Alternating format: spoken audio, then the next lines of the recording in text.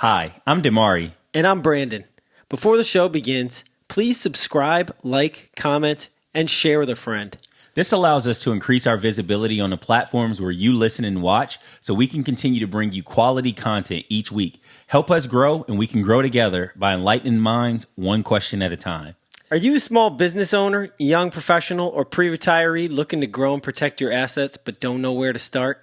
With all the noise about stocks, bonds, cryptos, it can be hard to know what steps to take. Let Black Swan Financial Group help you so you can focus on doing what you're good at.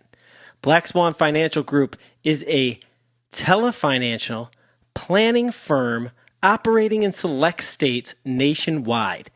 They're here to help you protect, create, and grow your assets. Visit blackswanfinancialgroup.com today to get your free consultation. Hey everybody, Brandon and Dimari from Side by Side here. Just want to tell you about one of our newest sponsors, Ease Web Development. Ease Web Development specializes in building high-conversion websites and marketing campaigns that take your business to the next level. They're the easy decision when it comes to marketing. So check them out now at www.easewebdev.com. That's ease, WEBDEV.com. Now back to the show.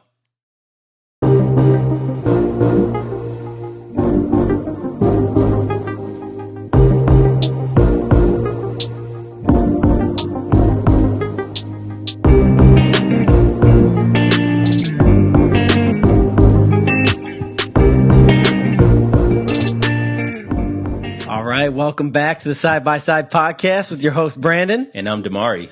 Where we engage in meaningful conversation in hopes to create unity and diversity by enlightening and inspiring minds one question at a time. We do that by bringing on two strangers each week to show we have a lot more in common than meets the eye. Today, we have Malika. How do you say the last name? Buzaubayeva. All right, cool. I'm not going to do it because I don't want to offend anybody here, but Malika and Dan. What's up? Last name? Also, don't want to mess it up, even though I am Italian. Both guys have crazy last names. So my last name is Ballou-Tinnerello. There we go. There you go. It's the crazy last name episode. It's the crazy. So we got Danny B and Malika Buz. Does that work? All right, perfect. Love it. All right, awesome. All right, so take us there. Yeah, so we're going to start off with the this or that. So everyone's going to join in on this. So whoever has their answer first, just jump in. But we'll start with this one. So countryside or the city? City. Oh, I don't. I would. Well, No, I you're talk about good. nature. Countryside or the city? Oh, that's a tough one. See, this is why I like Austin because it has best of both worlds. Yeah. But I would say now at this point in my life, city. Okay, city. What you got, Riz? Countryside. Countryside. Batman or Superman? Batman. Ooh. I like Did he say it in the Batman voice? I don't want to tarnish the Batman franchise with my impression, so. I thought it was pretty good, honestly. What you got, Malika? I would say Superman. Just Okay. because of the actor, he looks really handsome in those movies. Oh, that's what the last person is. That what's his name? Something Cavill or something? Henry Cavill, I think. Yes, yeah. And Yeah. I like the curl, like my curls. Yeah. Yes, Okay. That's fine. And we know you got before the Batman, obviously. Batman. Yeah, we always. Yeah. Well, just in case. This could be their first episode. Yeah. TikTok or Instagram? Ooh. I would say Instagram for me. That's where I'm most active. But I definitely want to get into TikTok. I know that's like the new craze. If I had to choose one, Instagram, but not really either. Yeah. No, I feel you for sure. For sure, bro. Who you got? Instagram. I'm not even on TikTok. Oh, really? Well, we have a TikTok. Side by side TikTok. TikTok. Personally, I'm not. Yeah. But we don't even manage it, so it doesn't matter.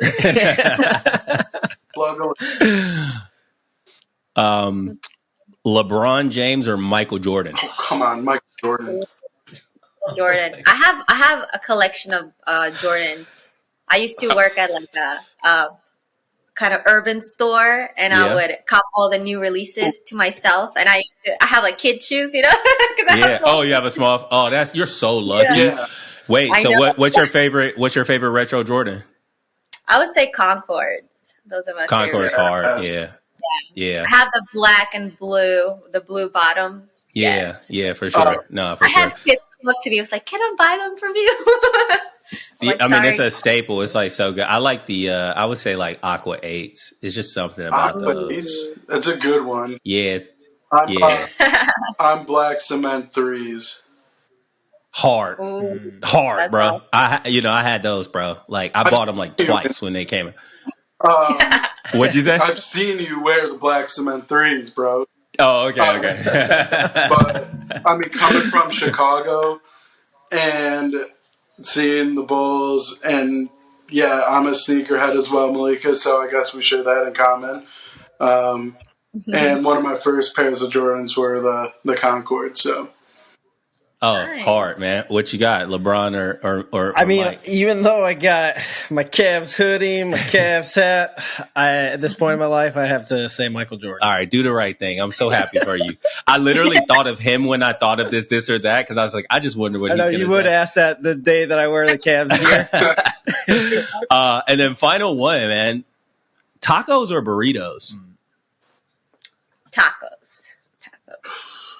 I'm all about the tacos. Just because it's like side eating, it's easier. That was the toughest question you've asked out of all. Which one you got, Danny? Tacos. What you got? Tacos. All right, man. I gotta go countryside, Batman, Instagram, Michael, and burritos. Just love a burrito, man. They're just so filling. The value is there. If it's from Chipotle, otherwise I'm going for the tacos. Yeah. That's actually kind of fair. And people try to hate on Chipotle, but it's something about like the burrito I had last week with you. Mm-hmm. I didn't really care for it. And that was like an authentic Mexican place. But the Chipotle burritos, they hit every time. They just hit different. I wonder what they put in there to make it so good. Salt, crack, good. I don't know. The chicken. The Chipotle chicken is... But see, I get the veggie though. I get the veggie. Well, yeah. When I was vegetarian, I ate the veggie, and it was great. Fire, because you get the free guac, and you can mix it up. Yeah, with the different salsas. Always, always so good, good. Now I want Chipotle. Yeah, I want Chipotle. All right, man. So that was pretty good. I like that everybody pretty much agreed on a lot of things here. This is good.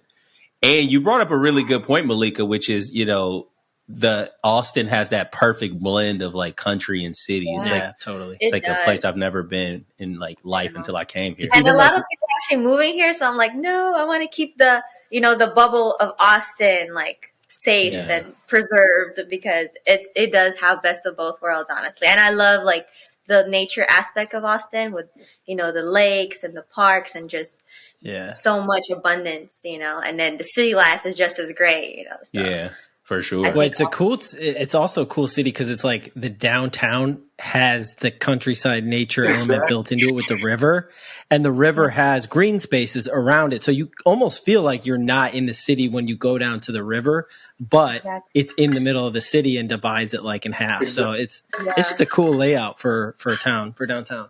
If you haven't been, come to Austin. It's so fun. Yeah. And you get I've never been paddleboarding. You've done it? Out on the Colorado River, right downtown. And you get to see the whole town.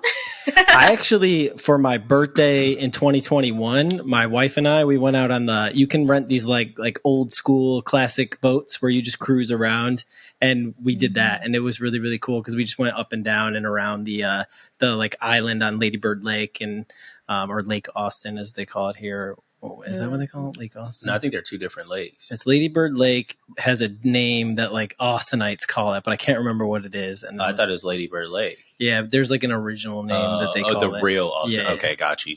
No, I want to do it at some point. Like, I mean, now Mo is like, Mo, and he's like, wants to do like all these outdoorsy things. So maybe like I'll end up doing it this summer. But so we're going to get into the word association rapid fire round. You want to kick it off with Dan? Yes, sir. All right, Dan. So we're going to say a word You're going to say the first thing that comes to mind. All right. Got it? Got you. All right, here we go. Whiskey. Bourbon. F1.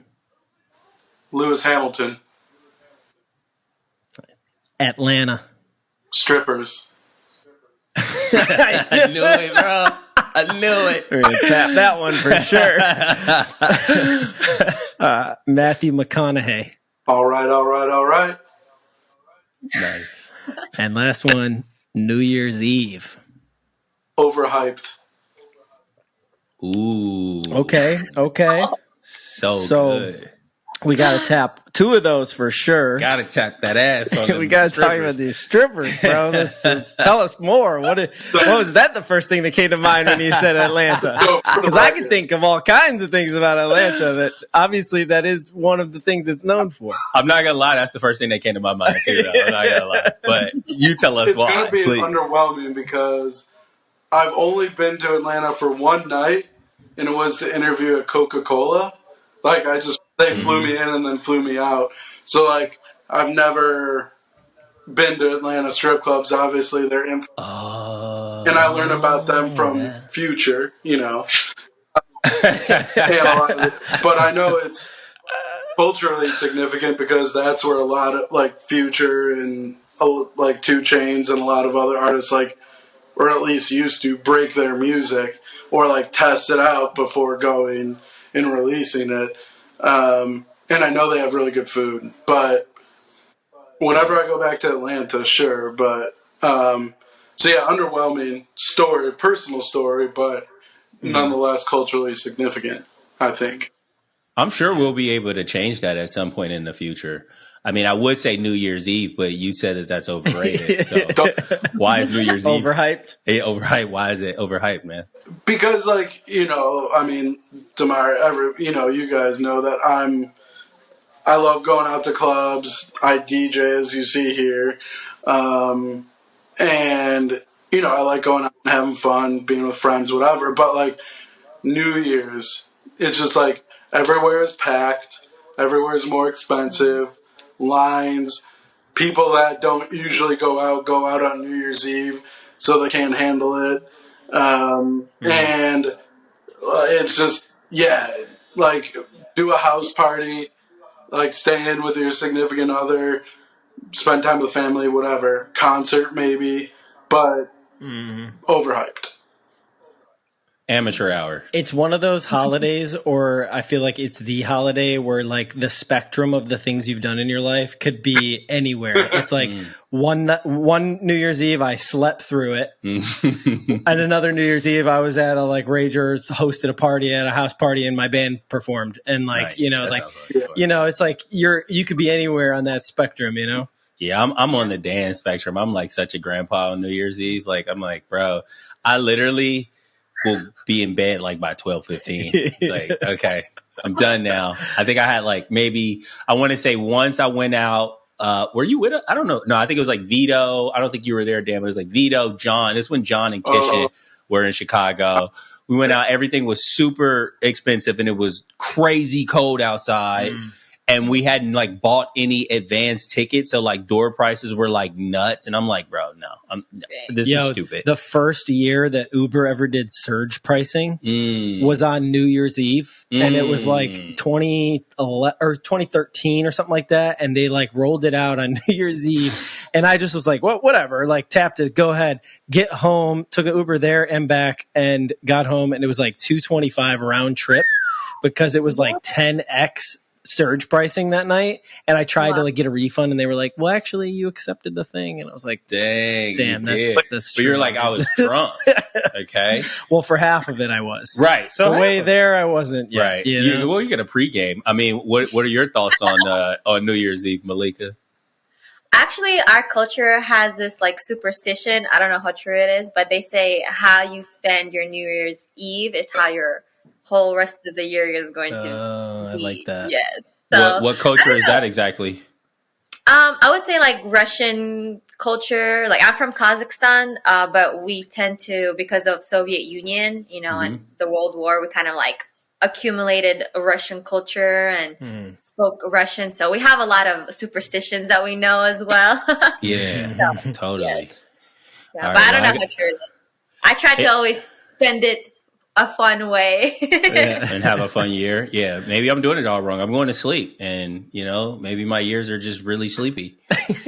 All right, we got top 5 words. Dan's like, yeah, they are sleepy. Top 5, right? First words that come to mind, right? Mm-hmm. Tesla. Oh, is it my turn now? Yeah. Yeah. Okay. Tesla. I would say innovation. Innovation. Yes. Ice Spice. Ice Spice. You thought I was feeling you? I like that one. Zelensky. Zelensky. Oh, I don't even know. I have no idea. Is it like a person? I really don't know. It's hilarious. I thought she's just like, I don't know what to say. Like, yeah, he's the president of Ukraine. Oh, okay. Yeah, see, okay. I would say definitely reform. How about that? Reform, okay. Colorado River. Oh, yeah. Summertime, Austin, Texas, chilling, bikini, sun shining, I love it. Those are She gave us all like 8 words. Yeah, she's like not one word. This is a whole vibe I'm giving you right now, okay? Exactly. Love it. I was one at like sunshine and bikini, like I'm here. Okay. Say less. I will be at Colorado River this summer now. And lastly, Cheeze-Its. Jesus. Oh, it's a snack. Good snack. Good snack. Fucking delicious. So good. What's your favorite Cheez-It, bro? The classic. The original? You I go just fuck OG? with classic, yeah. I love that white cheddar. White dude. cheddar's number 2, but you can't top classic. No way. Yeah, I still put that white cheddar above it. I'll even they have like a jalapeno one or something. I think they do Flamin' Hot now. What? I saw it one day. I don't know if maybe it was a special thing, but I swear I saw I'm sorry, guys. We're going to have to cut this short We have today. to go out to Target and fact check Rizzo. No, I want one. I mean, I want to fact check. I hope you're right. Like, I want Flamin' Hot Cheez-Its. Maybe it's just because I had Flamin' Hots today. So I had some like yesterday. Bro. I'm the same way. That's what I really like about them. How they have that big block of cheese that talks. Oh, the commercials? The Cheez-It commercials? Yeah. For sure. They're so good. No, they're so good. What's your top Cheez-It, Malika? You going original? Yeah, I would have to say the classic. That's like what I think everybody fell in love with, and then they started expanding. Yeah. But I think you can't go wrong with the original. Now, I'm generally like a classic type of person, but the white cheddar just has a hold on me though. But like everything else, like Krispy Kreme or anything else, like I like the original. that was the next one you had on your mind. This is just what Damari wants to eat today. Well, now I want Chipotle, Krispy Kreme, and Out of all Cheez-Its. things, you pick Krispy Kreme. I mean, I haven't had a Krispy Kreme in like a fucking decade. But like, I know. now And it's still going to be good the next time you have one. Yeah, I know. Well, I pass one on the way here every time, and I just never stop. And I'm like, man, I need to. Yeah. And then they sent me they send those mailers, and they sent me a mailer with all of these coupons, and I'm like, bro, I need to like, I need to go see about this cake, this Krispy Kreme. So wait, I say Zelensky. You have no idea who that is. Then we tell you who it is, and then you say reform. Can you please elaborate a little bit? I don't know, just like everything that's going on, I think I always look at the leadership, right? Because you're representing a whole country, and I think because of everything that's going on there right now, I think things could be much different, So I always think people need to take responsibility, especially when they're the leaders of a country. Like, for example, we had a president for over 40 years. When I was born, he was president, right? And like ever since then, but they had to kind of take him down because of it. Kind of almost seemed like corruption in a sense, because our president of Kazakhstan was reigning for so long. He almost seems like a king and not a president, So I was gonna say, president 40 years. That's a ruler. Exactly. Yeah, that's like Exactly. some And Zimbabwe shit right there. and you know what's crazy too? He had the audacity to like change the city name to his own name. So we have a city that's named after him. What's his Yeah. So I'm like, okay. What's his name? Nursultan Nazarbayev. So we had Astana, which was the capital of Kazakhstan, and then he changed it to his name.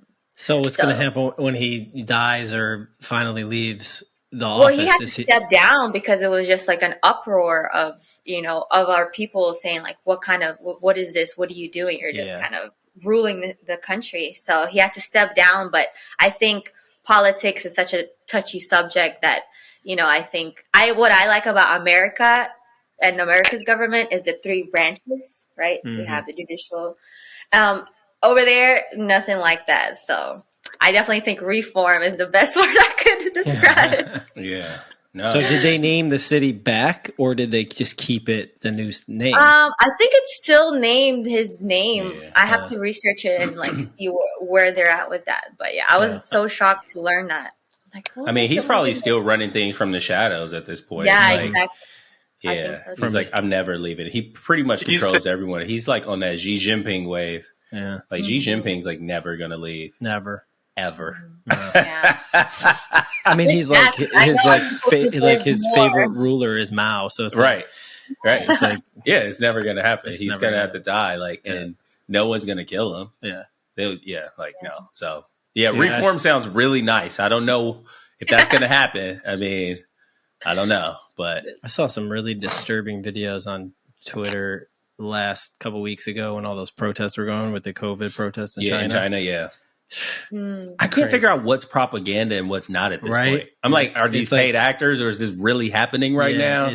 We live in a really weird world right now, man. I saw something that was like really creepy. It was like they have this new AI, and it's a guy. He's talking. Oh yeah, I've seen that. But it's like Morgan Freeman, but he's not Morgan Freeman. And there's a video where he's talking to a woman. As Morgan Freeman? AI. No. Oh.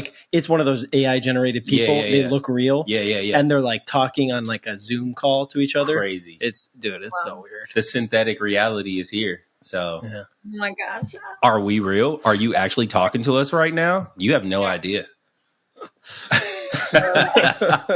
That's why we had technical difficulties. We had to get the holograms in place. Yeah, for sure. So we want to start off now that we have moved past the first segment. We always like to dive into y'all's upbringing and background and start there. So I guess we'll keep it with Malika for now. And Malika, tell us about your childhood and your family upbringing, like what that whole part of your life was like and how that led to where you're at, and then what you're doing today professionally.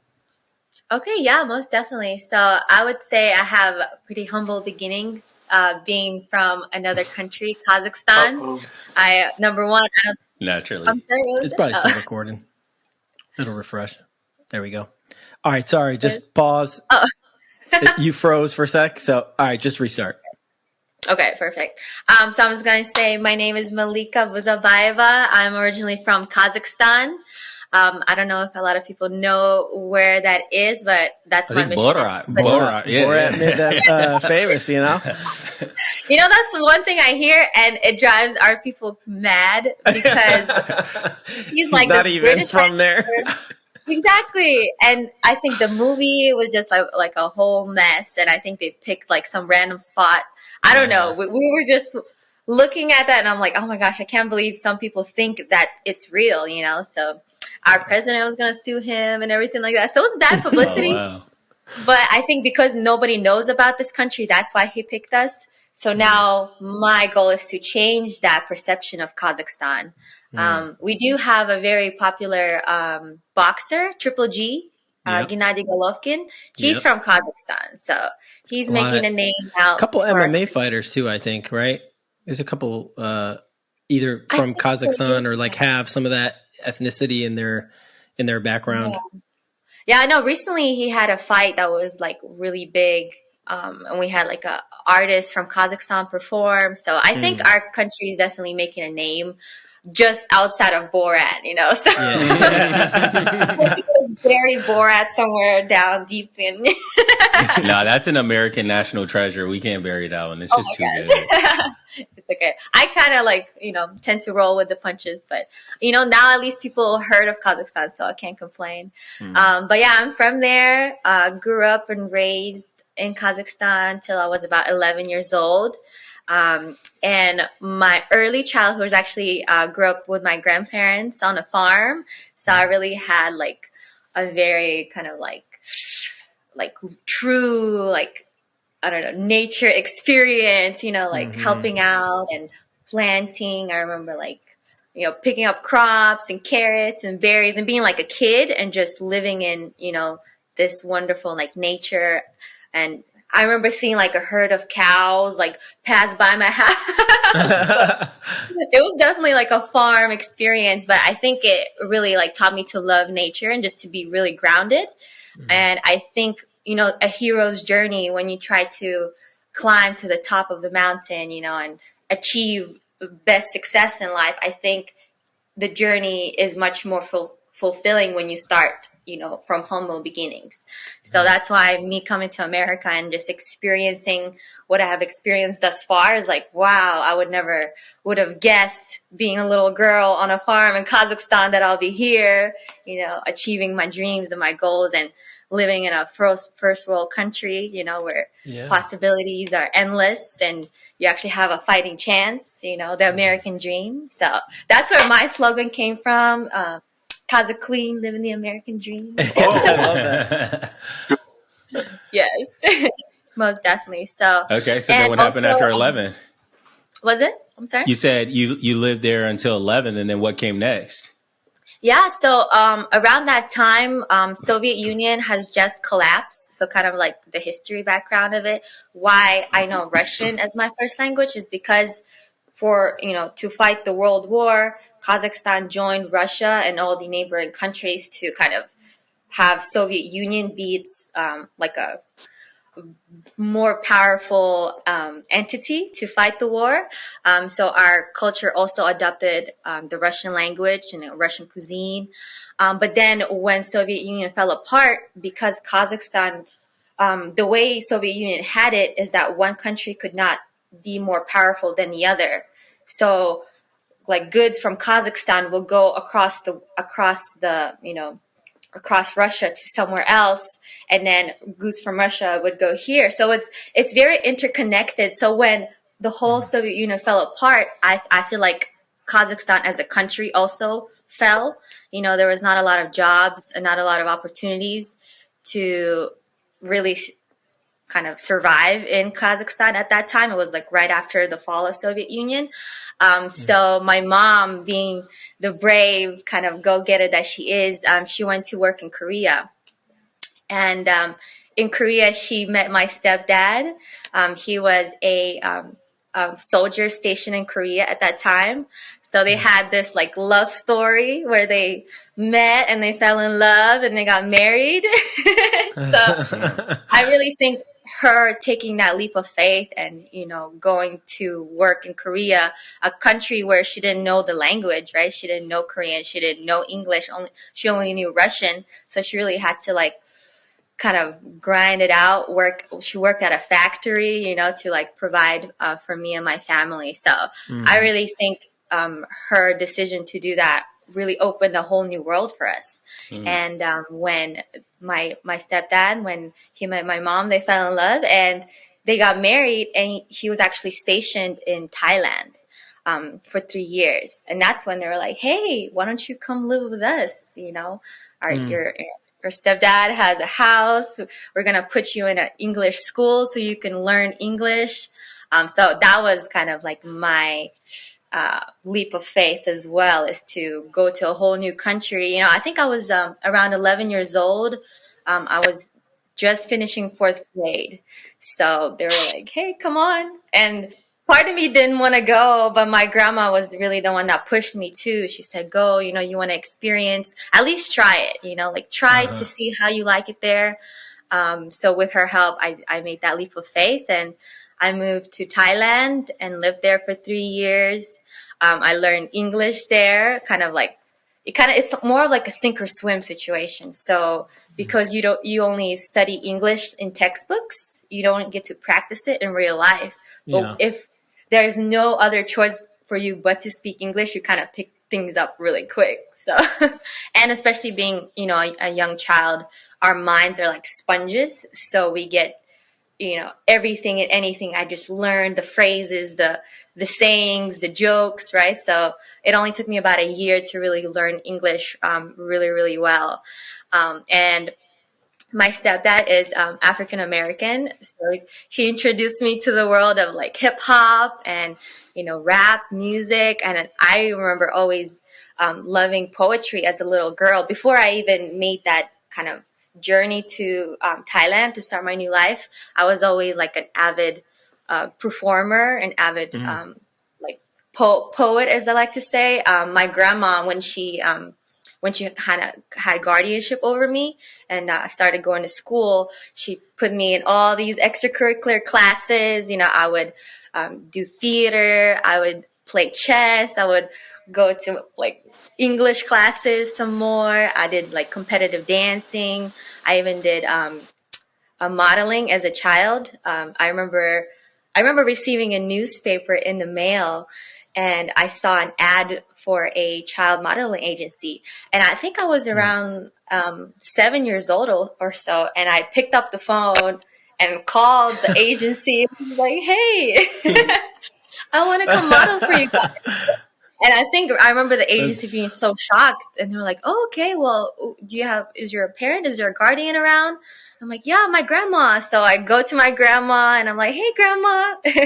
And she gets on the phone. She's like, hello?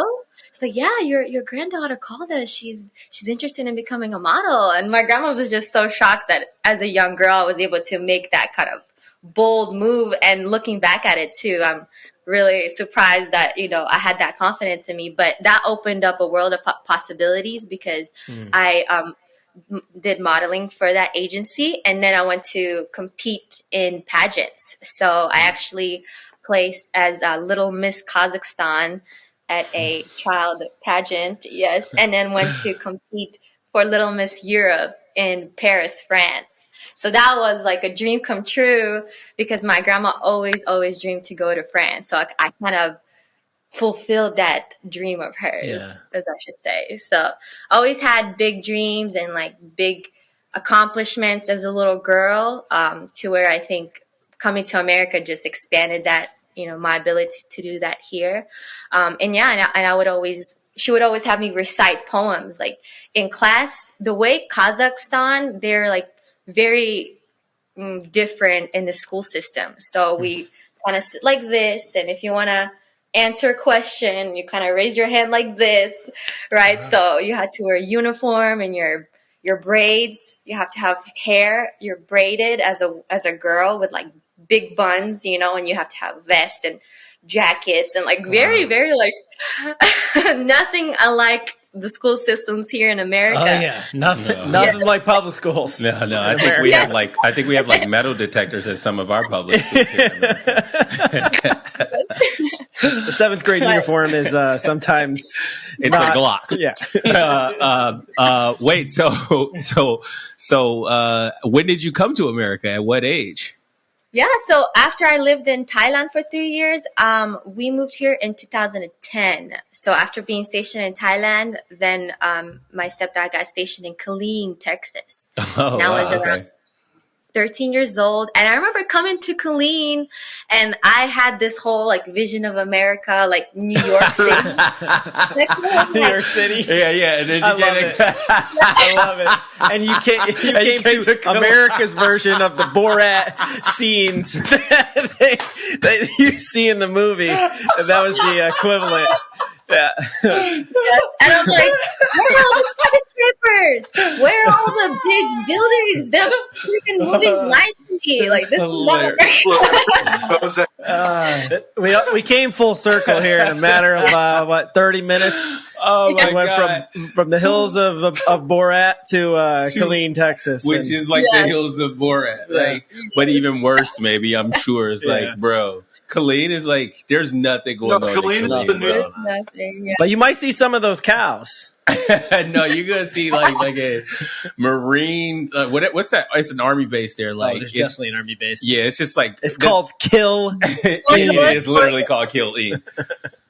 It is called Killeen. So that was a culture shock for me, and I honestly was expecting more. But once I started traveling outside of the city and visiting LA, Vegas, New York, Philly, Florida, all of those, big cities, then I kind of came like, wow, I'm really here. But I just remember landing in Killeen and going to Denny's. I think that was the first restaurant. It was a rude awakening. That's like a real American experience right there. Yeah. Like Killeen, Denny's, yes, bro. That's literally middle America. Cool, though. I mean, that is the first thing you experience. But when you juxtapose that with okay, I went to Paris and I've been excited to get to America, and then you go to America and the first place is Killeen. You're like, what? This is a shithole.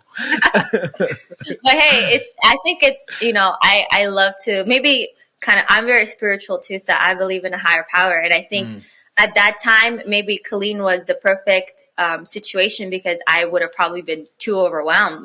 Imagine coming to a whole new country. And if I landed in New York, I would have been as a 13-year-old girl, probably what's going on? So I think Killeen was maybe the best environment for me to kind of just get accustomed to the American culture, because what I liked about Fort Hood is it was a melting pot of everyone all around US, stationed there. So you had people from all over the world, all over the country, kind of serving there in Fort Hood.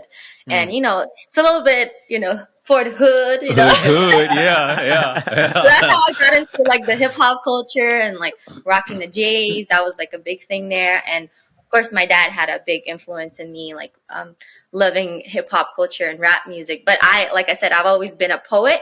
I remember at 7 years old, I would sit in a bathtub and with pen and paper and write poems in Russian about boys I liked at school or something. So I always been a poet at heart. And then I came to America and I'm like, oh wow, rap is actually poetry with a really, really cool beat that you just ride over and you say your poetry, say your kind of your lines and your bars. So I really like that aspect. And I also like the bravado of hip hop and rap. I think it's very the confidence that it exudes, I'm the man. But now I want to turn that into the female version.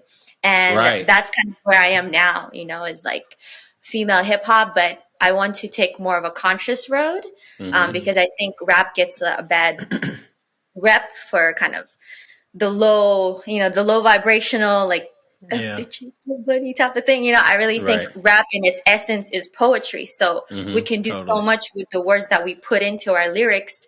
And I really want to guide people in a more positive direction. And I'm also a big fan of speaking things into existence. So I think if you listen to certain words, affirmations, right? If I'm affirming I am successful, I am wealthy, I am healthy, the course of my actions would be on a positive note, versus if I'm listening to, F dudes, he better pay for this, more materialistic, low vibrational. Of course, my mind will go towards that. It's kind of I don't know if you guys ever heard of the rice experiment. It's everywhere on YouTube. But basically, you take a rice bowl, you cook it, right? And then you separate it into two containers. And in one container, you put the love container. And on the other container, you put a hate container. So every day you talk to these two rice bowls, and to the hate container, you say, I hate you, rice. You such a stupid rice. The worst rice ever made. Oh, you're so dirty, ugly. Ugh. And then to the love rice, you say, oh my gosh, you're so beautiful, rice. I love you. You're the perfect rice ever made. And even though these bowls of rice was one big bowl, right, cooked at the same time, throughout 2 weeks, you could see the hate rice is all spoiled and rotten, and there's it's all brown and dirty. But the love rice is still, it might have some little bit mold in it, but it still looks really, really fresh. So that's just kind of the power I see that our words hold. Yeah. So that's kind of like my my direction with my music is. I gotta get into it because you're preaching to the choir here, yeah, right? You talking about hip hop, you talking about vibrations, come on, hip hop, like you're like speaking to the choir, but I want to definitely give Dan the time to talk. But before we do that, and I want to get back into this hip hop stuff though, but I gotta ask you right now, top 5 rappers, dead or alive. Let's get it. Oh my gosh! Okay, definitely I think the big two, Biggie, Tupac. You know, I think they set the stage for kind of like everything. You know, and where we at now. And of course, I would say I came to US at 2010. So really everything before 2010, I had to kind of like rediscover. Sure. But I would say Biggie, Tupac. As far as the female side, Nicki Minaj, I've always been a big fan. I think coming in 2010 and seeing her rise, that was like the perfect opportunity for me to really look up to a female rapper because before then, you know, I've never even kind of delved into the hip hop history. So seeing a come up of a hip hop female artist, that really inspired me and really made me kind of want to rap as well because I remember like sitting and rapping along her lyrics. I'm like, oh wow, I can keep up. That's so fun. Okay, who else you got?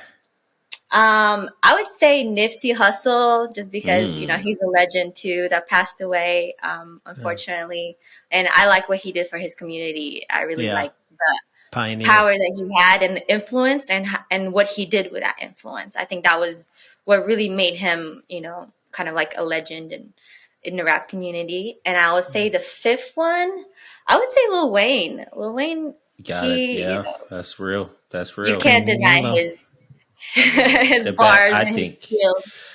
I like to differentiate. I was like a little girl that like singing it, but I'm like, ooh, I like this. I was obsessed with John. The song with Rick Ross. I was obsessed with John. Yeah, I don't even remember it. Got a chopper in the car. Oh, okay. I was a big fan of like mixtape Wayne more than anything. So we were like listening to the stuff you probably never heard. Dan, who you got? Top 5. Let's hear it. Even though I've had all this time to think about it, I'm still like, I'll have to go Notorious. In no specific order. I'm just going. No, that's cool. All right. I mean, not so much lately, but with what he's been doing. But Kanye, I mean, one of my favorite, not only rappers but artists alive. Nas, Jay-Z.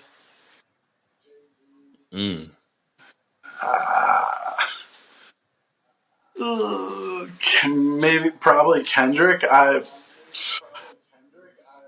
That's a solid top 5, man. That's a solid.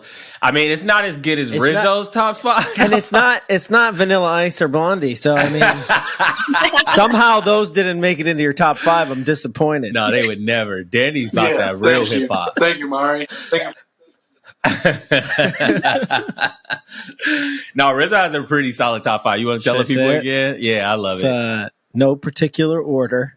Rakim, Black Thought, Mos Def. Wow. Tupac. Jesus Christ. And I think, did I say Kanye too? Yeah.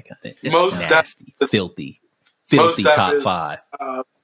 Bro, you talk about hip hop, Malika. If you haven't had a chance to do your studies on the people he just mentioned, you make sure you go do your research. Okay. You follow this back and go.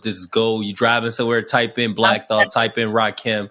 It's gonna blow your mind. There's a crazy Black Thought freestyle on. There's a lot of them, but the more recent one, the 10-minute joint, 97.1. Hot 97, Hot 97.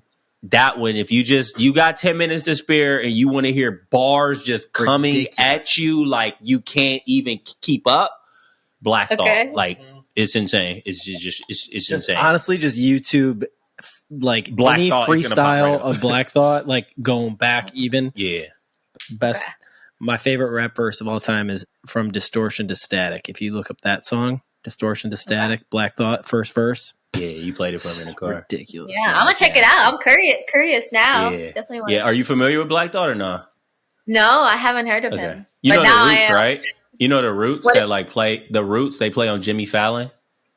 The band that plays it. Uh-huh. Yeah, that's that. So the MC from that band. Yeah. Oh, okay. I didn't know that. That's so cool. See, I learned new things every day. I saw the Roots yeah, his top 5 is nuts. Like probably a decade ago by now. I can't remember which year because I went there so much, but they're so good live. Like you have Questlove, you have Captain Kirk on the guitar, and then you have fucking Black Thought. Just rapping on anything, bro. Like anything. Yeah. It's filthy, bro. I feel like the only person that I ever see that can keep up on a freestyle side, like for real, is Common. That can like really be up there with Black Thought. But I think Black Thought stuff is just like way more like profound. And it's like the highest level. It's the highest level of like intelligence and bars. Yeah. Like the shit he does. He does like literary techniques in his rhymes, like where he does like crazy alliteration, and then he'll use like certain like cadences, and it's just insane. It's insane. Wow. And I know freestyle is at a whole nother level because I can't freestyle, but I know freestyling is. He's from Philly, man. Them Philly dudes, they rap, man. They will rap you in circles. You go to Philly on any corner. I'm telling you right now. Contra now that the freestyle that was viral. That group, that Coast Contra group. They're from Philly? Yeah. Of course they are. Yeah.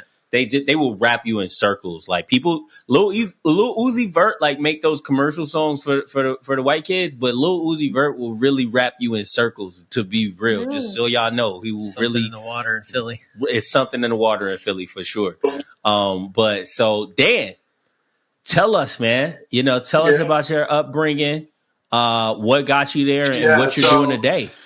Mine is a lot more like quintessential U.S. and a lot less international and interesting than Malika's is, but I'll give it a go. So, born and raised in Park Ridge, Illinois, which is the closest suburb to Northwest Chicago. Lived, my childhood in the same house in the suburb. It's like 5 minutes from O'Hare, too. 5-10 minutes from O'Hare, so just to get up. Oh, I'm aware. I'll be there in a week. The people don't know, though. Yeah. The people don't know. Yeah, O'Hare is an airport, by the way. Second largest in the country. So raised by my mom and my dad. And I had a pretty small I still have a small family, even smaller now. But so I had my grandparents on both sides, my mom's and my dad's when I was younger. And my aunt, my mom's sister, my dad's brother passed away when my dad was still like in his 20s. But I guess my childhood could be was kind of defined by, I guess I'll say, is when I was in first grade, I was diagnosed with 2 severe learning disabilities. So the more serious one was I had no motor skills, essentially. So I couldn't read, I couldn't write, I couldn't cut paper. I had like nothing, and so I was in like therapy, like I forget what it's called, but to get those skills and to grow those skills, I was never like moved down a grade. I was never held back a grade. So I always, to keep up, to just keep up, I had to work like literally night and day. So I went to therapy pretty much every single day of my childhood. I did 4 to 5 hours of homework Monday through Sunday, 7 days a week, every day. In my childhood when, kids were out playing, and don't get me wrong, like I still did childhood stuff, like, rode bikes around with my friends and went to the playground and, all that type of stuff. But it was different from most childhoods in that I had to work however much harder than all my classmates, and I think that shows up today in a good and bad way. One, I have an incredibly strong work ethic, and I will put in no matter how many hours, no matter how hard I work, I'll burn myself out. The con of it, it's a double-edged sword, is it's not healthy. And, there's a lack of balance. But in any case, it also helped me, during my childhood, it helped me figure out, like, okay, I figured out, one, I started to be able to read at, like, the level I should in, like, 4th grade. But kind of around that time, I was like, all right, like, I have to work so much harder. I'm not as smart as my classmates. I have to figure out what's going to differentiate me.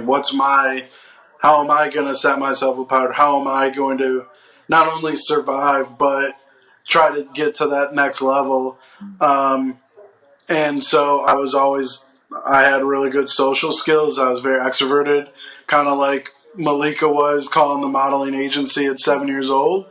I was always very social and outgoing, and so I used those skills to kind of like influence my teachers and other people to provide me with more support, to give me grace and, flexibility and, help me out and be an advocate as opposed to just treating me like anybody else.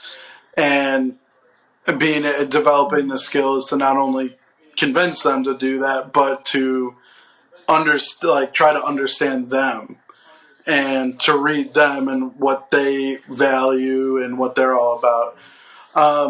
Middle school wise, middle school for most kids is just like sucks, and it's like the awkward phase, and you're trying to figure yourself out and like learn your style and peer, all that type of stuff, and that's what it was for me. I was super awkward. Just a fucking goof, I guess. Like, just like a yeah. God, it makes me cringe thinking about it. Anyway, so I'm just going to kind of gloss over all of that. That's cool. Hey, most people would cringe at their so I'm not school, out of the ordinary. period. In that. No. I will say, like, the one piece of information is, like, my learning disabilities. Obviously I had my motor skills, like I could read, write, all that kind of stuff. It was my second disability that still was a really big issue, which was, it's called a sequencing disability, meaning like problem solving, math, critical thinking, all of that was just like impossible to me. And so I had to work, so much harder to try to understand it, but I would never truly understand it. But it got a little bit better and I progressed a little bit more in middle school, which freshman year of high school, still awkward as shit, whatever. But the one defining moment that still is a defining moment in my life was so like I was in normal classes in high school, but I had like, a school psychologist, a counselor. It was like resource, so I went to a special like study hall where like they provided you a little bit more support. And so this group of like counselors and teachers and school psychologists got together and had a conference with my parents, and they invited me, which is very weird and goes against like a lot of practices, but they basically like pulled me and my parents into this and told me in front of me and my parents that based on their analysis and of my test scores and blah blah blah, that the highest level of education I'd reach is like an associate's degree, a community college. Nothing wrong with that, but I knew and I wanted and needed more. Obviously, I wanted to go to college, and I didn't know what I really wanted to do then, but I knew I wanted to continue my education. So that moment, I still think about minimum once a day, and like how they try to define me, and kind of if I didn't have, they put limitations on you. This they put me in a box and was like, okay, here you go, and I knew that wasn't correct, and so that was a huge motivator to me, and so throughout high school, sophomore year, things got a little bit easier, a little bit better, a little smarter, more capable, whatever you want to say. And then junior year of high school, now I still struggled with math. I still struggle with math to this day. I'm good at Excel, though. I will say that. But exactly, it does the math for you. But like junior year of high school, something just like clicked, and I became like very high performing, very, very smart, what have you. Still struggle with math though. And then, so, high school was cool, whatever. I mean, I don't really look back at, like, even looking back on college, like, the parties were fun, but like during the phases in life, I don't really look back that far, and it was like, I miss high school, or I do miss college, just because life was easy and just like partying and going to school. But I was. And you're a bro. You're a bro. Big time, bro. You're I'm a Sperry, bro. I was. Once upon a time, not long ago, in Chicago, in ISU, he was Sperry, bro. No, it's all good. But the key is, I just want to kind of bring the silver lining here is you exceeded their expectations. So can you just lean into that? Because I know the story where you go on to do more. So just give us a little bit about that. Went really well. 4 years. I have a 4-year degree. Right. So you surpassed their expectation. So college, had a great time. Did really well. I graduated. I can't remember, like 3.9 something GPA, like number 2 out Holy of wow. Nice. I don't know, like 8,000, 10,000 people. I can't remember. And then look at the big brains on Dan. Right. No, he's actually just like finessing the dean and every professor. I mean, you gotta do what you gotta do. And so I was going to get street smarts. Yeah, there you go. I mean, do you know what? Funny enough that you point this out, because the fact that you're such a good finesser, maybe it's something in the water in Park Ridge, because that's where Hillary Clinton comes from. And she seems to keep escaping the jail cell. So, there's something in the water in Park Ridge. I was actually going to go get my PhD in industrial organizational psychology, but I was like, fuck, I don't want to go to school for 8 more years. So I got in. Somebody told me about this field called human resources. And yes, you can make all the, like Dwight Schrute from The Office and all that. And a lot of them are accurate, because HR people suck. I know this is going to be public, but I don't care. Most HR suck. And but I went to University of Illinois for my master's, which is like one of the top 3 master's program in my field. Interned at a small company called ExxonMobil. Very small. They're barely getting by these days. And learned that like workplace culture is important. Love the love the industry, but hated working there. And then after I graduated with my master's, I moved down to New Orleans and worked at Shell for my first 4 years. Were in New Orleans, did a couple roles out there. Living in New Orleans was fucking incredible. New Orleans is an incredible place, incredible people, culture, food. You know, you hear some negative things about New Orleans, you know, yes. But I imagine New Orleans is like the equivalent to like being on a motorcycle at 100 miles per hour. It's like really exciting, but there's fear at the same time. It's like I might get robbed, but wow, this place is awesome. Let's go down this alleyway. Let's go down this alley. Either like I'm gonna get invited to someone's house and eat food, or I'm gonna get robbed. Like let's just see. So I worked at Shell. Shell Oil, you know, great company and all that.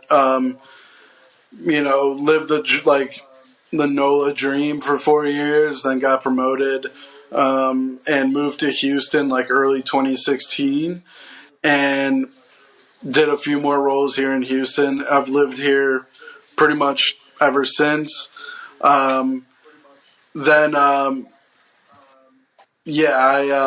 So I guess I'll wrap it up in saying that that my whole life, childhood, not being always kind of being behind the eight ball, being behind my classmates, or freshman year of high school being told like you're gonna only achieve this, and you know all the stuff that comes with it.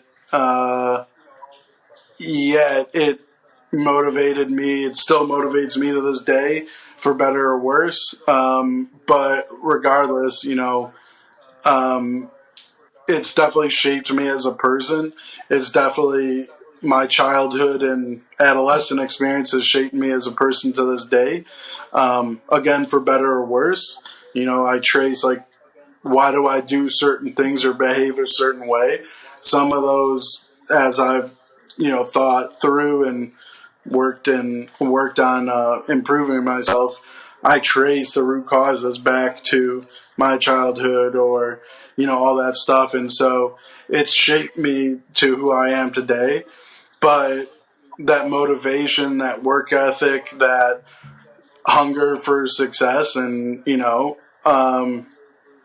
has gotten to me to be a very, I would say for my age and, you know, what have you, I would say pretty damn successful. Always more.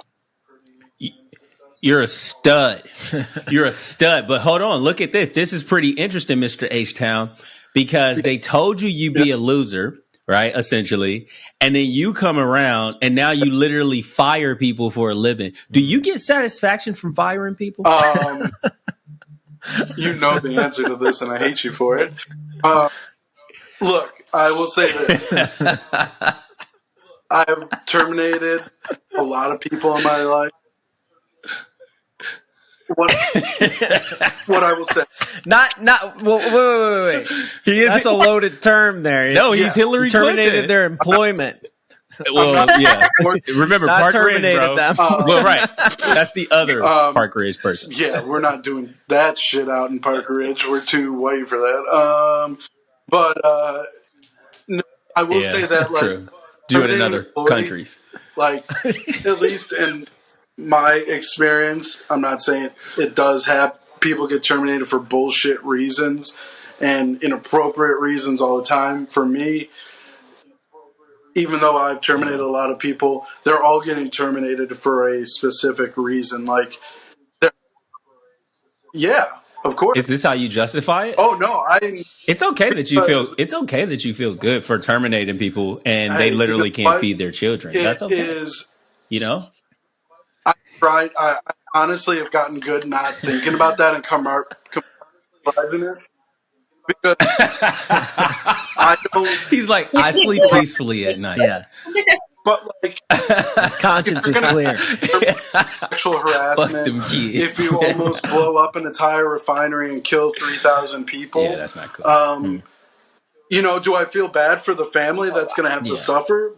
of course, but I'm terminating that employee because of their actions or their behaviors. Yeah. They're adults. They made a choice. They did something knowingly that got them in trouble and has led to me terminating them. So I'm a person. Yeah. Well, I actually am curious because you brought up an interesting thing about how your childhood was defined basically by this impediment to your development, but then you had these people put this this glass ceiling or whatever on you that like you were only going to be here. So I'm curious actually from Malika's perspective, like did you ever because you had a very interesting childhood as well, and did you ever run into something along the way where that you were basically told that you're not going to do this? Did you ever have that experience and kind of like all the moves and everything that you had? I wouldn't say like nobody like to my face or like how Dan experienced, because I think that's also a little bit, as a child, I'm sure that's hard to take, but I wouldn't say that. I think it was always just me proving to myself, like especially when I moved to Thailand, and I kind of did feel a little bit ostracized in a way because I didn't know the language well, and just getting used to like the whole like American culture. I remember I didn't even know like baseball and like the different games and basketball. Like I remember like being picked last. Like when they picked you're like I just came from a field and I was like stroking a horse and I don't know what to tell you guys. Like I live in nature. I would say the farm life was only up until like 7 years old. So when I went to school from 7 years old, I kind of obviously got part of more of a modern world, but just the whole culture shock, I think, was difficult for me. And I just remember learning English just day by day, not knowing, what are they saying to me? I remember my first day, the teacher's talking and talking, and I'm like, I have no idea what's going on. And we all got up and went somewhere. And I just remember asking the girl, like, hey, where are we going? And she said choir. And at that time, I didn't know what that meant. So I'm like, okay. So we get there and, we start singing, and you just got to pick, put the pieces together and like, oh, okay, choir is this, or I remember a girl was saying, oh, let me see, and kind of learning the phrases like, oh, okay, next time I want to see something, oh, let me see. So you just learn. I want to piggyback on what Rizzo said, because I think it's a fascinating question, and I kind of want to pinpoint it specifically to the fact that you are a poet, but also are in this hip hop vein. Hip hop is predominantly a Black American type thing, and now it's a huge export. So do you feel like there are any limitations that people in that community or even yourself put on that you've placed on yourself potentially being non-Black American pursuing rap music? I would say because it's very early in my career, I feel like I haven't felt the true extent of it. I'm sure, like, as I get bigger and bigger, I'm sure there's going to be, haters and everything like that. But I think because hip hop and rap in itself has grown so much that we have all different kinds of people, rapping females, right? Female rap is getting really huge too. That I think it's more of I'm a branch of this big hip hop tree, right? That this branch of maybe like an Asian female rapper who doesn't cuss but keeps it clean, and is, can still rap because rap in its essence is poetry. So I don't participate in the kind of like the slang and the cussing of the rap culture. So I think with that, me kind of separating myself and setting a standard for my music, I think I will have fans that will just love me for that. And, and I'm not trying to be, like anybody else. So I think any hate that will come from it, I don't think it's me trying to, emulate the Black hip hop culture, but more kind of creating my own lane with it, if that makes sense. Love that. No. Yeah. So when you do blow up, you have to make sure you come back on the Side by Side podcast and tell us if you're experiencing hate. We want answers. I want to go back to Dan for a second because I'm just fascinated with the fact that he loves terminating people's jobs.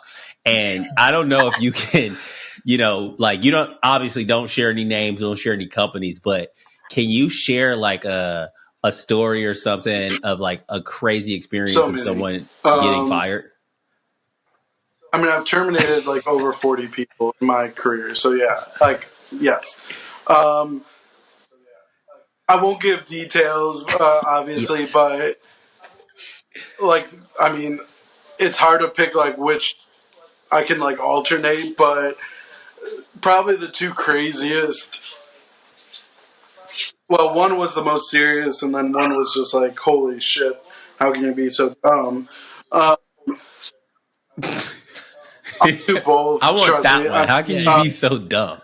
The most serious one, and obviously it's incredibly disgusting, and even though it's gotten better over decades or whatever, but it still definitely occurs is sexual harassment. So I had to terminate a fairly senior leader at one of the companies that I've worked for sexually harassing I think she was like 6 months. She was a new graduate, like just got out of just got her bachelor's out of school. 6 months into the company, and he was her supervisor's supervisor, so her manager, and nothing like too physical. Apparently, he smelled her hair in a meeting. Okay, yeah. It's Wait, weird. did the fuck you outta fire here. Joe Biden? But he did have a lot of. God.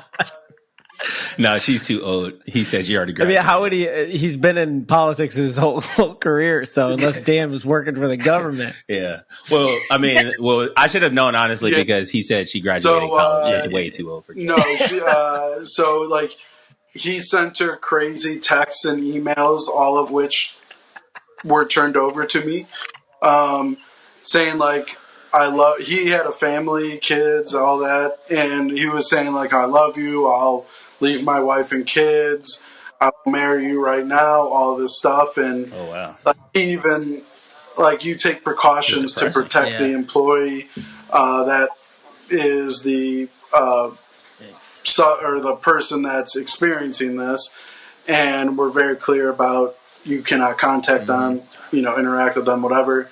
And he actually like found her and like pulled her into a conference room and like yelled at her like, how could you tell HR about us, and all that shit. Yeah, so he was a piece of shit. And then the crazy one that's like, dude, how dumb can you be, was someone that got fired for trying to access porn on their company computer. But like, not only. Are you serious? Just can't wait. Just can't wait those 6 or 7 hours. No, but this dude, like Sheldon. It's like the Wolf of Wall Street. It's like the Wolf of Wall Street scene when he has some so get those numbers up. Yeah, get them up. Like Shell does it, or most companies don't have specific like filter. They have like blockers, like you can't access certain websites, whatever. So they don't have like specific filters, or like you don't pop for like trying to access porn because they're just assuming that you can't access it. This guy though, he was like on some like Google or something like that, searching disgusting terms, and like clicking through pictures. You should be working. Well, yeah, well, what was he into, man? I want to know what he was into. Was it like something even cringe, like something midgets, worse, or like what? What was he into? There's nothing worse than midgets. The midgets are great, midgets. So shout out to midgets. We're not saying midgets are bad, okay? Yeah. He was like looking at like Google Images, and like somehow he got the safe search filter turned off, and he was clicking like the next picture button, whatever, and he was clicking it so many times that it flagged as like potential malware or a virus or whatever. And so the IT department, whatever, they figured it out. Wasn't malware. It was just this dude clicking through images, like thousands of them. And so they turned it over to me. They turned it over with... Who uses Google for porn, bro? Who uses Google images? I mean, and the clicking through the images is that's like how do you? He's like going back to like AOL days when I was like dial-up in 5th grade or something. But no, yeah, exactly. So they gave me like 20 pages of his search history with his everything. And so, I interviewed the guy and he kept lying to me. He kept denying it, all that sort of stuff. And I was like, look, man, you have one more chance to tell me the truth, blah, blah, blah. He's like, no, I didn't do it. So then I took out the folder and there's 20 pages of all these search terms. And what I'll say is... Yikes. What I'll say, and this is where it gets kind of fucked up, is like... Go ahead. They were like... what's the right word? Like incest type of shit. Yeah. And, yeah, they were pretty fucked up. That's bad. And, like, I almost called FBI, like, child. Yeah, pretty... Hey, man, we're not going to hate on the people with the incest kink. So if you're a listener of the Side by Side podcast and you're in the incest kink... Yeah, don't do it I'm at hating work. On it. Just don't do it at work. Don't do because that you shit will at work, get fired. Okay? And next... Get your listen, kink the whole royal do family is office, into incest. Okay? What are you talking about, man? And then... So Dan came in and brought the death, the employment death, which leads us to our next segment. Is this about Joe Biden? which leads us to our next segment. Allegedly, question is here. And so before I have 2 questions that I need to decide between, and so Malika, I'm not sure. Are you familiar with who John F. Kennedy is? Yes. Okay. All right. Cool. So then we'll go with that one. I just want to make sure, since maybe you weren't. Okay. So everybody knows the legend, allegedly about JFK being assassinated. Yep. The mainstream narrative, the accepted historical narrative, is that he was killed by Lee Harvey Oswald. That's right. But this week, actually, the Biden administration is going to declassify a bunch of additional files that were kept classified regarding all the investigations, etc. And so they released some of them, and I believe they're going to release all of them over the next 6 months or something, right? It's a huge trove, man. So I'm curious, what do you think about the JFK conspiracy? Allegedly conspiracy. Was it an inside job? I think you guys froze a little bit. Was it the mafia? Oh no, did we freeze? Yeah, where you said, what happened this weekend? Oh, this week something came out? Oh, this week they decided the Biden administration is going to declassify a bunch of the files that were, kept classified for so long. And so they're going to do it over the next 6 months, kind of like, the same thing happened with the UAP UFO stuff when 45 was in office. So they declassified a bunch of UFO files. So now they're declassifying these JFK files. Which, there's a statute of limitations on classifying files where you can, after a certain amount of years, you can subpoena, or they can whatever. It's a FOIA. It's freedom for FOIA request or whatever, to have the stuff declassified or whatever. So that's basically what's happening. So they're going to release these files over the next 6 months. And I'm just curious. This is everybody's favorite. One of the conspiracy theories for sure that everybody loves to banter about. So I'm just curious, what do you think? Do you think any nuggets are going to come out in these files? I think so. I mean, I feel like the reason why they were classified is for a reason. So maybe they are hiding something that they didn't want to be out at that time.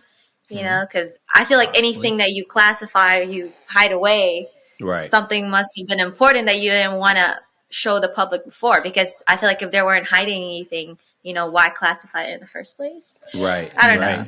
So what is, like, either one of you, like, what's your also you? You know, we know the mainstream theory is the Lee Harvey Oswald one shooter, bam, bam, bam, and then he dies later, right? So, do you follow that narrative, or do you have a different theory of what might have happened? I really didn't follow that narrative. I'm definitely interested in learning more. But I think any time that I hear, you know, assassination, I think there's more to the story than meets the eye. So I'll say two things about it. I don't know if it'll overturn the running main theory of Lee Harvey Oswald. What my impression is, and what I've thought, is that it probably just wasn't a one-man job. I think he probably had cooperation, or, you know, what's the legal term? He had other people. Pardon me? Conspirators, yeah. There were other people involved in it than just Lee Harvey Oswald. Also, I really want to know who that mystery woman is with, like, the babushka, the what? There's her name. The babushka lady. Yeah. She has like a babushka lady. I don't know. She had like a babushka, like a tan jacket on. She was one of the people standing on the street right after he got shot, and there's been a lot of theories about what her role is, if any. And so, who's the babushka lady? Who's It's probably in the documents, man. There's so many PDF files. But wait, so why do you think JFK was killed, though? Probably ideology, I would guess. I never really looked into, like, why Lee Harvey Oswald did it and, like, all that, but JFK was a very popular figure in both, you know, political, you know, social, and, you know, pop culture. You know, with the Marilyn Monroes and, you know, all of his little, yes, oh, great word. Yes, rendezvous. But, you know, ideology-wise, not only politically, and, you know, was he this larger-than-life figure, he was also pretty progressive and probably made some enemies with, you know, a lot of different groups. I don't know specifically who, but probably that. Or maybe it was just, you know, you hear it was less prevalent, or maybe definitely less talked about back then, but, you know, it could have just been mental illness, or, you know, somebody, Lee Harvey Oswald or whoever, who had thought JFK was doing X, Y, and Z, and maybe had some mental complications or mental disorders. Yeah, it's going to be hard to take a shot at the president. Yeah. What's your theory, Riz? Well, I think this is one of the ones for me that's like more definitely plausible. Yeah. And just being that this period of history was so tumultuous between Russia and Cuba and the whole Bay of Pigs thing, that's supposedly one of the documents references some recognition of people involved in the Bay of Pigs thing. I was watching this.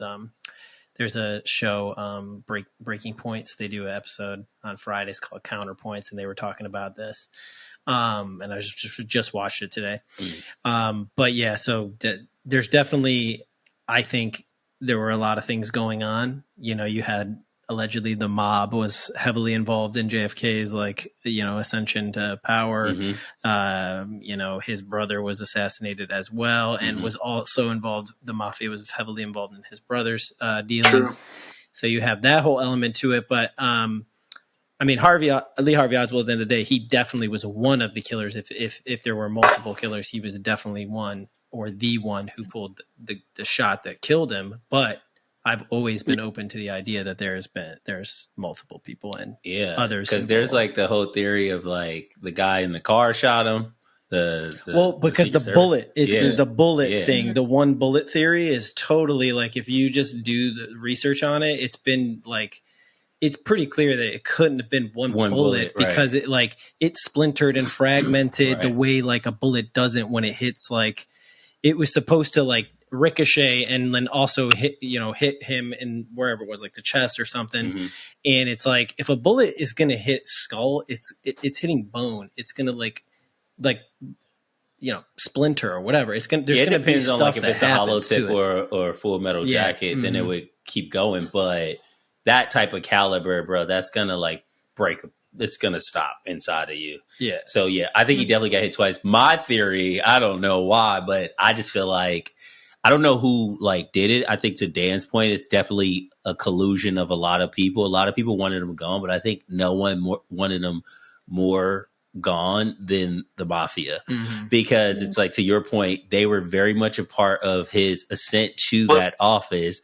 And then the moment he gets elected, he literally puts Bobby Kennedy in office as attorney general to then go after the mob. And they're like, wait, what?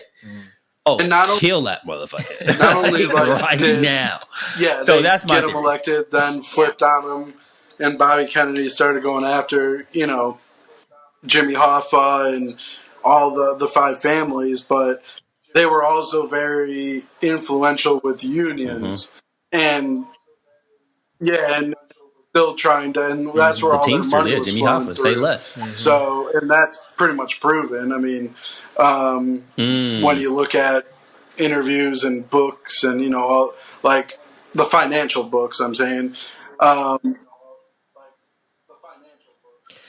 Yeah, there's this book that's supposedly kind of like the book that kind of squashes the conspiracy theory, because it's like a 1,300 page book or something. Is this guy who, some investigative journalist or whatever, who like, he went through like every piece of evidence there was on the conspiracy side, the mainstream side. But it's like every document was classified. So I feel like, well, I mean, with what he had, all the stuff that was available up until now. So like, we're probably going to learn more from reading this. It's a lot. Apparently this book, I can't remember the name of it. I was going to look it up and I didn't have time, but it's apparently this just like amazing book on it, and I'm probably never going to read it because it said it was 1,300 pages or something. Because it's got like all the appendixes that references and all the footnotes and everything.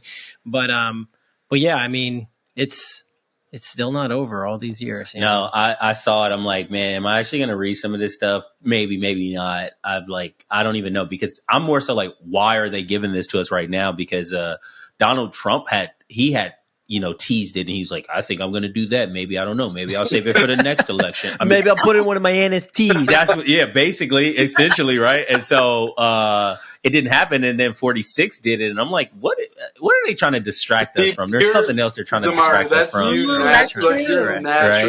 That's your. It could just be the statute of limitations, and it could be. He always goes. Damari always goes for the other side of the for coin. Sure. I'm pretty sure the statute had already been up, and then it's up to the president to declassify. And there's probably still redactions in the declassified. So it's like, we're still not even going to fully to just always be skeptical. But sometimes it's like, dude, it's just this is what it is, and you know what I mean. Maybe. It could be. It could be. It could be, but it could be a distraction, bro. What's going on in the world today, sir? Do you know what's happening in Ukraine? Does anybody know? I don't know. Nobody really knows what's going on, sir. Okay, so I'm just saying. I don't know. But I appreciate you acknowledging my skepticism. Yes, this is very true about me. But definitely want to wrap it up. So Malika Buz, what's next for you right now? Like on the music, like what are you hoping to get out of that? Yeah, so actually I've been working in the studio. I have about 7 songs recorded, and I've been studying the music industry, I would call the new music industry, a lot, just because right now everything is through streaming, right? Through social media, through the internet. So I've been devising a marketing strategy that I'm going to implement because it's all about how you promote your music. Like you could create the best song in the world, but if you don't promote it right and nobody hears it, how will they know of you as an artist, or how will they even get to hear it? So I'm really figuring out a way of how I can put my music in front of people because once I do that, I think that's how you gain like a true fan base. So that's my next move is implementing my marketing strategies and putting out more music. I currently have music video out on Vivo. So I've been taking like the steps to become like a professional artist. Like I have my, my Apple Music, my Spotify all set up, my Vivo, my music is on Vivo. Been doing lots of performances to kind of practice in the meantime, because I know every performance, no matter big or small, the audience is giving me the opportunity to hone on my skills and to, kind of work that performer in me, so when I hit the big stages, I'll be ready. That's my goal. And just to record more music, I think as an artist you always want to be creating, because if I'm not creating, I feel stuck, right? And I've created 7 songs that I haven't, that I'm planning to release. So once I get the ball rolling on that, it's definitely very satisfying to have people like admire your music and follow you and like follow your music journey. So. Yeah, no, absolutely. You record here in Austin? Everywhere. Like I kind of see where my listeners are in Spotify. So a lot of people from Cali follow me too. And no, I said, where do you record? Like what studio is it here in Austin? Oh, where I record? Yeah, here in Austin. Yeah. Okay. I work with a couple of engineers here, producers. I kind of have my own little studio set up too, but I definitely like the pros to handle my songs. But I also want to just find my core fan base, and that's kind of like my brand direction is to have people that think alike like me and who want to see a change in the music industry. Yeah. And I've actually searched other artists that are similar to me and like the comments under those artists and how a lot of people are just tired of the kind of like, fuck bitches get money narrative and they want something more. And I even had people reach out to me like through DMs on Instagram and say, hey, I listened to your song. I really liked it. It's a fresh perspective on female rap. And I really like that you're not raunchy. You're not talking about shaking ass and, all of that kind of narrative. Yeah. So I really hear some of it. Yeah, definitely want to hear some of that. Man. What's your artist name? I'm sorry? Yeah. So my name is, I actually have a cool story. So as you can tell, my last name is Buzaubayeva. But when I started creating a presence online, that last name was really long. So let me just cut it in half. So that's what I went by is Malika Buz, because it's also like a play on words. Like I'm what y'all buzzing about. I'm the buzz of the town, I also really appreciate rappers that use their own name. Yeah. I feel like back in the day that was like not a thing. And then like, Kanye did it, and then like Drake did it, and Rizzo did it. So actually it makes you stand out too, because I had my name like when I first started in the music industry, kind of like my first song that I put out was under the name Malika. And then I realized like my songs were getting lost with other Malikas out there, like Arabian artists. And I'm like, okay, I need something that will make me stand out. And that's why I decided Malika Buz. Love it. So if the people are trying to find you, where can they find you? They can find me on Instagram at Malika Buz. I also have a YouTube channel, Malika Buz, Twitter, TikTok, everywhere, everything, Malika Buz. Nice. And that's Malika Buz with 2 Z's or 1 Z? 1 Z. 1 Z. 1 Z. All right, be clear, guys. Damn, man. Who are you going to fire next, man? You. I was actually going to say that. Maybe you. Yeah, maybe me, yeah. I think I should be named the chief HR officer of, what's your company? I'm going to be CHR on fire. Lucis Media Group?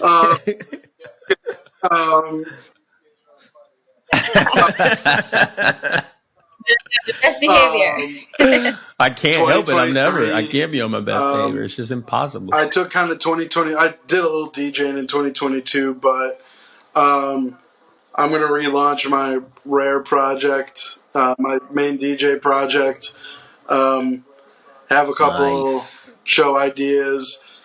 Potentially, one of my big shows in 2019, and one of the shows that I get requested to do again is actually in Austin. It was a boat party on Lake Travis. Nice. Let's get it, Dan. Let's go, bro. You gotta play some of that Mystic, though. Your two cheerleaders will be on the boat. Yes, sir. So see, Mystic. No. I'm boycotting this podcast because of that. What'd you say? No, No, it's honestly like the only like rave song. They all sound like one long song to me. They're all just like, I hate that stuff, man. It's not for me. Yeah. But I'll do it for you. I'll support you on a boat. I mean, if there's going to be bros, bikinis, Austin, and brews, Margot come Robbie on. Had a party boat next to ours. She came onto ours to use our water slide. That happened. Guaranteed. I remember you telling me that. That's yeah, fun. that's a good story. That's See if you can get her on also, our podcast. Thanks, if I HR. can update one of my answers, you guys word association. I'm gonna revisit it. There's no revisions. I'm just joking. He is Hillary Clinton. He's a revisionist. One of my words. Mine is my revision is instead of Lewis Hamilton, Rizzo buy a fucking general admission. Me to. There you go. Buy a GA, man. Go with him. Hang out with Danny. I'll hang out afterwards, but I don't think I'm giving $400 to anybody that I don't even understand. The price tag was a little steep for me, and I don't even really follow. I don't even follow it. So that was the. But we'll definitely hang when you're here. Yeah, if this was like MMA, like some crazy fight, bro, I'd probably have $400 for that. But to see guys go in circles, that's a great idea. We'll try to, if there's a UFC main event, we'll try to wrap that, and we can do that together. We'll see. No. I mean, listen. If you want to subsidize our tickets with all of that money you're making, go ahead, subsidize our tickets, and we'll working be there, into the bro. budget. Fire whoever you need to fire to get us to go. Yo, man, Daddy, if the people are looking for you, man, where can they find you?